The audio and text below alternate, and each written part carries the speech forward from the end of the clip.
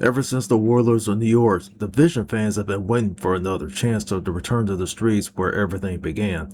Now Ubisoft has finally delivered the opportunity with the Division 2, The Battle for Brooklyn. Instead of trying to reinvent the game, this expansion focuses on expanding that what already works while bringing players back to a familiar city with a completely different atmosphere. But is that enough to make the DLC worth your time and money? But after finishing the campaign and exploring everything Brooklyn has to offer, let's find out.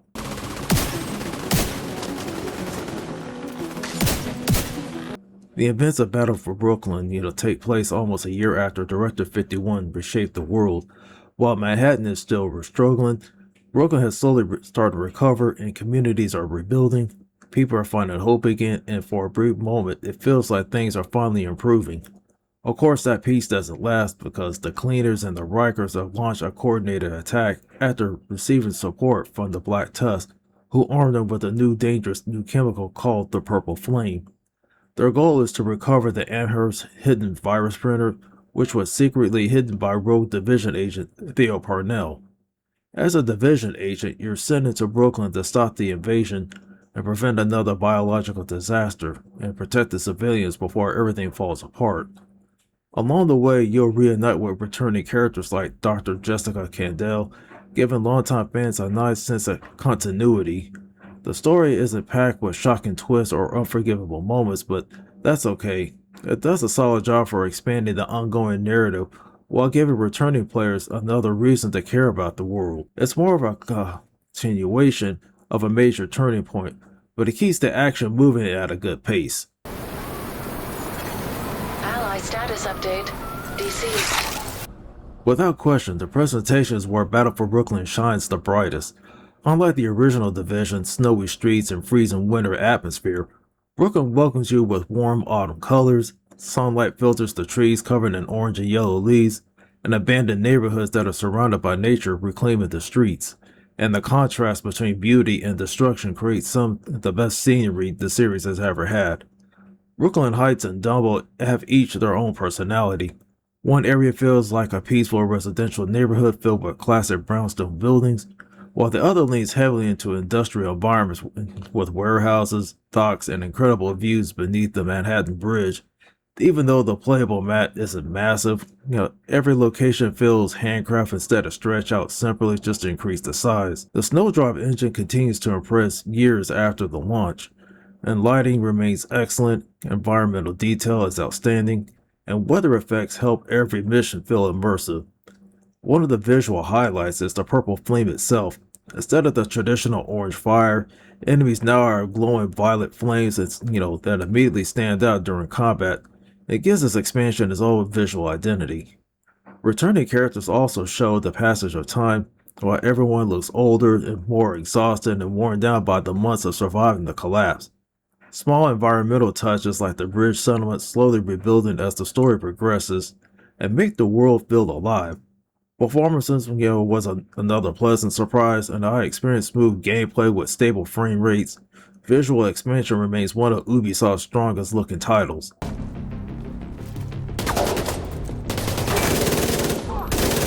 If you play the Division 2, you immediately feel at home because the core gameplay hasn't changed at all. It's still one of the best cover-based shooters available, and with satisfying gunplay, excellent build variety, and tactical combat.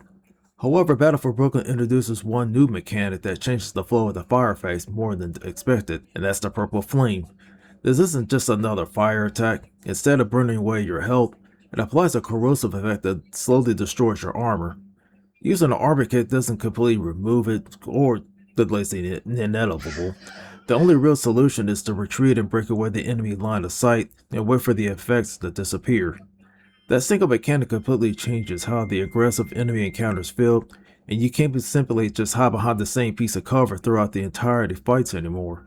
You're constantly repositioning and adapting and looking for safer angles, making combat feel more dynamic. Thankfully, Ubisoft will also bring back one of this game's original requested abilities, and that is the Smart Cover.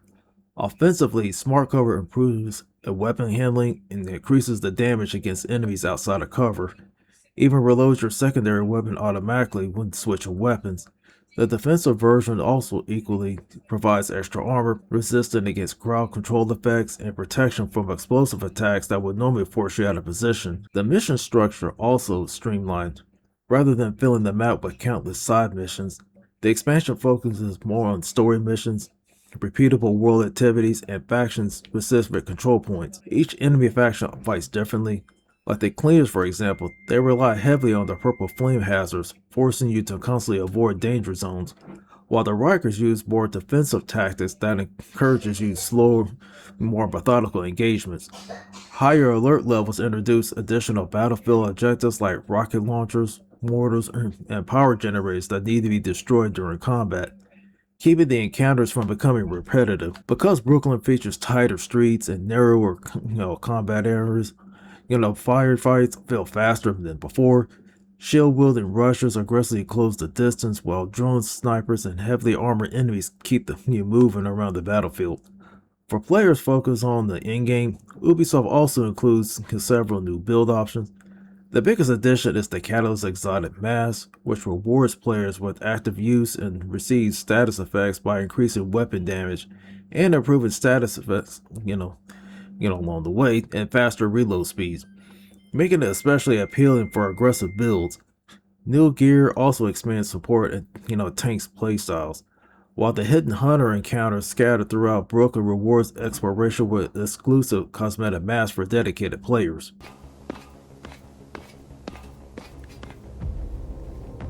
Despite everything this expansion does well, there are some issues that stop it, from reaching its full potential. The biggest disappointment is simply the amount of content, because the campaign can be finished in roughly 6 to 10 hours depending on your difficulty, which makes it, smaller than Warlords in New York. I personally expected more story missions and a larger area to explore, but especially considering how long fans have waited for new content, difficulty balancing also feels inconsistent, and most regular new encounters, are enjoyable, but several boss fights suddenly become much harder than everything else leading up to them. Combined with the corrosive mechanic, a single mistake can force you out of combat far too long, especially on the heroic difficulty. I like many of the Ubisoft games, but launch bugs also made an appearance, because I occasionally ran into progression issues where the doors or elevators refused to activate. I had to restart the game just in order for it to continue. And they're not game breaking, but they definitely can interrupt the game flow. Even smart cover isn't perfect, because since enemies can destroy it fairly easily, losing the device immediately puts the skill on cooldown, making it feel less dependable during long battles.